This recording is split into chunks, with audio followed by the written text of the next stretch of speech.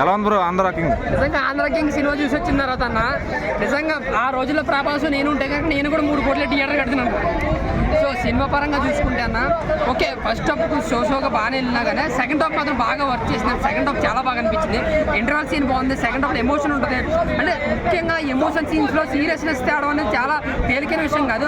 అది డైరెక్టర్ చేశాడు. చాలా అంటే చాలా బాగా చేశాడు. క్లైమాక్స్లో ఆ ఉపేంద్ర ఫ్యాన్ కలిసి సీన్ ఎమోషనల్గా డైలాగ్స్ అన్నీ మనకి విధంగా కనెక్ట్ అయ్యే విధంగా అనిపించింది. బట్ ఫస్ట్ హాఫ్ ఏంటంటే భాగ్యశ్రీ లవ్ స్టోరీ ఆ సరదా థియేటర్ దగ్గర పేపర్ లేడు ఇవన్నీ కూడా కొంచెం రొటీన్ గా అనిపించింది నాకైతే. ఓవరాల్ గా నా వరకు చూసుకుంటే ఫస్ట్ హాఫ్ నాకు పెద్దగా అనిపించలేదు కానీ సెకండ్ హాఫ్ మాత్రం నిజంగా సూపర్ అండి.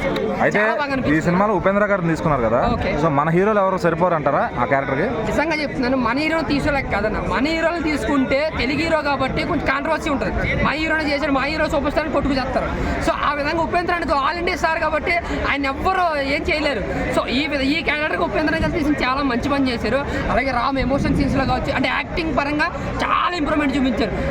రామ్ నుంచి ఈ యాక్టింగ్ గత సినిమాలతో పోలిస్తే బెటర్ అవుట్పుట్ అన్న. సో ఇది మంచి కంబ్యాక్ అనుకోవచ్చా? మళ్ళీ రామ్ గారికి మంచి కంబ్యాక్ అనుకోవచ్చా? రామ్ గారు కంబ్యాక్ అనే సినిమా అయితే మాత్రం ఏంటంటే మనకి విజువల్స్ తో ఏదో పేపర్లు ఇచ్చేయడం కాదన్న సినిమా. అంటే ఒక ఎమోషనల్ గా ఒక లవ్ గా ఒక ఫీల్ అవడం సినిమా.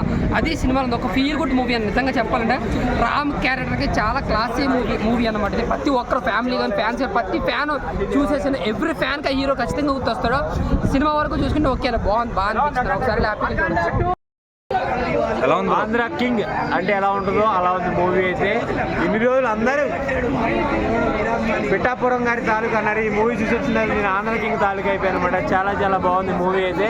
అసలు రామ్ పోతినేని గారు ఒక కంబ్యాక్ ఇచ్చారని చెప్పాలి. ఆయన డ్యాన్స్, ఆయన స్వాగ్, ఆయన స్టైల్ ఈ మూవీలో చూస్తూ ఉంటే వేరే లెవెల్ ఉంది. ఆయన ఫ్యాన్ బాయ్ క్యారెక్టర్ అయితే నాకు చాలా పిచ్చిగా నచ్చిందంటే ప్రతి ఒక్కటి లైఫ్లో ఒక హీరో ఉంటాడు అనమాట.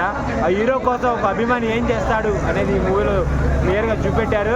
అంటే ఇది చాలా మంది హీరో అభిమానులకు ఒక మెసేజ్ అనుకోవచ్చా?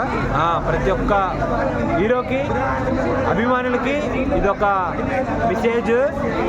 ఇంతకంటే మంచి సినిమా ఒక హీరోకి అభిమానికి రాదు కూడా. అలాగే ఈ సినిమాలో లవ్ ట్రాక్ ఎలా ఉంది? వాళ్ళిద్దరు కాంబినేషన్ ఎలా ఉంది? రామ్ అండ్ భాగ్య. అది లాస్ట్లో ఫస్ట్లో 10 మినిట్స్ ఉపేంద్రది ఉంటుంది, లాస్ట్లో ఒక 15 మినిట్స్ ఉపేంద్రది ఉంటుంది, మధ్యలో ఒక 5 మినిట్స్ ఉంటుంది. మిగతాది మొత్తం love and romantic film Andhra king. ఇటు లవర్స్కి, ఇటు ఫ్యామిలీకి, ఇటు ఫ్యాన్స్కి అందరికీ మంచి మూవీ ఆంధ్ర కింగ్ అనమాట. నేను ఒకడు ఉన్నానని హీరోకి తెలియకపోవచ్చు, నా వల్లే హీరో అయ్యాడని హీరోకి తెలుసు అన్నట్లు బాగా చూపెట్టారు. ఎన్ని రోజులు భాగ్యశ్రీని మనం గ్లామర్ రోల్ చూసాం. ఈ మూవీలో యాక్టింగ్, పర్ఫార్మెన్స్ అన్ని కలిపి కూడా రామ్ గారు కొంచెం ఫ్లాప్స్ లో ఉన్నారు. ఇది మంచి కంబ్యాక్ అనుకోవచ్చా? చాలా చాలా కంబ్యాక్. ఆయన స్టార్డమ్ కి ఇంత చిన్న సినిమా ఒప్పుకోవడం చాలా గ్రేట్. ఈ మూవీ అతని కెరీర్ లోనే ఒక మైలురాయిగా నిలిచిపోతుందని ఆయన ఎన్నుకున్నాడని నేను అనుకున్నాను. చాలా బాగుంది మూవీ అయితే, బ్లాక్ బస్టర్. అంటే అప్పట్లో జరిగే స్టోరీ అయినా కూడా కొన్ని సిచ్యువేషన్స్ అరే ఎందుకురా ఇవన్నీ మనకి అంత ఎంగేజింగ్గా లేవు కదా అనే ఫీలింగ్ వస్తుంది. బట్ సెకండ్ హాఫ్ విషయానికి వస్తే చాలా లేపాడు, చాలా ట్రై చేశాడు. చాలా వరకు ఎమోషనల్గా ఫన్గా అన్నీ తీసుకెళ్ళాలి అనే వేలో తీసుకెళ్ళాడు. బట్ నాకు కొంచెం ఎక్కడో వెనకబడ్డారేమో ఒక స్క్రీన్ ప్లేలో, అంటే చెప్పాల్సిన పాయింట్ని చూపించడంలో వెనకబడ్డారేమో అని అనిపించింది. ఇవన్నీ పక్కన పెడితే ఉపేంద్ర రియల్గా ఆయనకి ఎంతమంది ఫ్యాన్స్ ఉంటారంటే యాంటీ ఫ్యాన్సే లేని హీరోల్లో ఆయన ఒకడు. ఆయన కన్నడిగా అయినా కూడా తెలుగులో బుద్ధలు చూసేసుకుంటారు ఆయన. ఈ విషయాన్ని సినిమాలో చూపడం చాలా బాగుంది. ఈ సినిమా వల్ల కర్ణాటకలో ఏమన్నా గొడవలు జరిగే ఛాన్స్ ఉందంటే? ఇప్పుడు మన దగ్గర ప్రాబ్లం లేదు ఆయనతో, ఆయన వల్ల ఏమన్నా ఈ సినిమాలో ఇలా తక్కువ చేసి చూపించారు? ఆయన్ని ఎక్కడ తక్కువ చేయలేదు. కెమెరా కట్టుకుంటుంది ఎగ్జాక్ట్గా చెప్పాలి అంటే ఆయన ఇంకొక స్టార్ లాగే చూపించారు. చాలా చాలా గొప్పగానే చూపించారు. ఒక ఫ్యాన్ నిజంగా ఇప్పుడు ఫ్యాన్ అనేవాడు తెలుగోడు అయితే ఏంటి, కన్నడిగా అయితే ఏంటి, మద్రాసోడు అయితే ఏంటి, ఫ్యానే కదా. ఇక్కడ పాయింట్ ఫ్యానిజం గురించి, ఇక్కడ ఉన్న లాంగ్వేజ్ బ్యారియర్ గురించో లేకుంటే కులాలు మతాలు వీటి గురించి కాదు కదా చూపించింది. సో మనం ఆ పాయింట్ ఆఫ్ వ్యూలోనే ఆలోచించాలి. ఈ సినిమా చూస్తే ఒకవేళ రియల్గా మన హీరోలకు జరిగిన స్టోరీ ఏమన్నా అనిపించిందా? ఇప్పుడే ఆల్రెడీ చెప్పాను నా పాయింట్ ఎగ్జాక్ట్గా మా కళ్యాణ్ బాబుని ఇండికేట్ చేసి తీసినట్టే నాకు అనిపించింది. కొన్ని మూమెంట్స్ మేము చేసినవే ఉన్నాయి, స్కూల్ ఎగ్గొట్టి సినిమాలకు వెళ్ళడం ఇలా చాలా ఉన్నాయి. ఓకే అన్న, థ్యాంక్ యూ. ఫ్యాన్ అనేటోడు వానికి ఒక పర్సనల్ లైఫ్ ఉంటుంది. ఆ పర్సనల్ లైఫ్ వదిలిపెట్టేసి వాడు హీరోకి సపోర్ట్ చేస్తాడు. కానీ హీరోలు ఏం చేస్తారు, అందరిలాగా వీడియో గుర్రే అని చెప్పేసి అన్నట్టుండు. నిజంగా ఈ సినిమా అభిమానుల కన్నా ఫస్ట్ హీరోలు అందరికీ చూపెట్టాలి.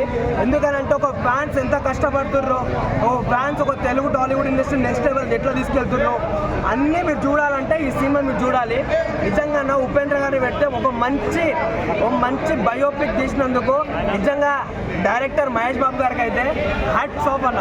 నిజంగా ఇట్లాంటి డైరెక్టర్ అయితే మనకి దొరకడుతున్న ప్లేస్లో తెలుగు హీరోలు నిజంగా పెట్టకపోవడమే మంచి అనిపించింది. ఎందుకనంటే పెడితే అది వేరే లెవెల్ కాంట్రవర్సరీ అయిపోతుంది. మ్యూజిక్ ఎలా ఉంది బ్రో? మ్యూజిక్ డైరెక్టర్ వివేక్ గారు అయితే ఏమో ర్యామ్ పాడిచ్చారు. ఇంకా కేసీపీడి అనుకోవచ్చు. రామ్ గారి స్క్రీన్ ప్రెసెన్స్ ఎలా అనిపించింది? రామ్ గారి స్క్రీన్ ప్రెసెన్స్ నిజంగా చెప్తున్నా, ఇంత స్క్రీన్ కొరక తిన్నాడు రామ్ అయితే. నిజంగా చెప్తున్నా, ఆ పర్ఫార్మెన్స్ యాక్టింగ్ అయితే ఈ చాలా ఫ్లాపులతో వచ్చిండు కదా, ఏముంటుందిరా అని చెప్పేసి అనుకున్నా, ఏముందిరా అని చెప్పేసి అన్నట్టు చేసిండు.